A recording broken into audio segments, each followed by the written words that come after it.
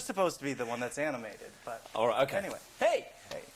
I remember reading about your casting in the trades, and it was right after X-Men. It was a high-profile role for you. Yes. After a high-profile role. Yes. But did they come to you and offer you the part, or was it? No, not really. Okay. X-Men had just come out, and I remember I was back in LA doing Jay Leno for X-Men, I think. And so I met up with my agent briefly while I was here, because I was shooting Someone Like You in New York. And I came back, and he just said, I want to just pitch you this scene. So he said, you're a, excuse me, That's okay. computer hacker. You get brought into this nightclub to meet some guy who may be CIA. You don't know who he is. And you've seen the movie, right? Sure. So you know the scene that he shoots. Basically, he makes me hack, and he puts a gun to my head, and I've had a couple of drinks, and then blah, blah, blah, blah, blah, blah. Distractions in that scene. Various distractions.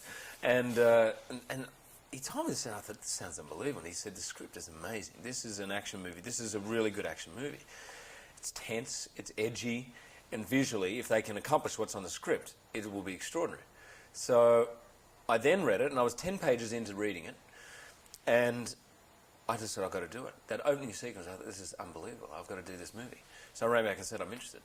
And then, of course, people wanted to bat, and I know John had approval over me and everyone. So I don't know exactly what went on in the next 2 weeks, but I was sort of like fingers crossed, and then I got offered it. So that's the first time you met John Travolta then? I didn't meet him then. I met him first day, was my first day of filming. He was not filming, but he came in that evening to rehearse the following day. I mean, John likes to rehearse, and I love that as well. So we rehearsed, and so that was thrilling to meet him. I mean, a little nerve-wracking, I have to say.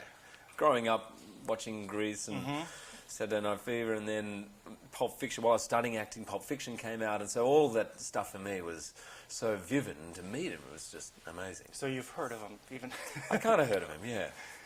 Let's talk really. Not get away from the movie, but what is it about this character that you like? Is he would you call him? He's not a bad guy, but I don't understand. He did something that was bad.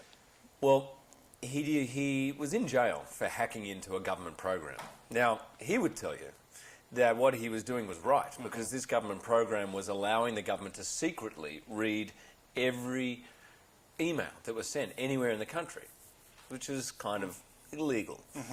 And so he hacked in and destroyed it, and they found him and put him into jail.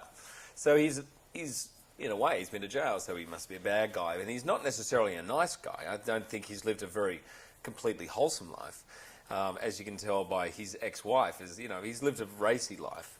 But what happens is, the beginning of the movie, you find him and he's lost everything. I mean, he's lost custody of his child, and so his reckless way of life is his downfall at the beginning. And so he's desperately trying to rebuild his life together, and there seems no recourse. There's no way of doing that.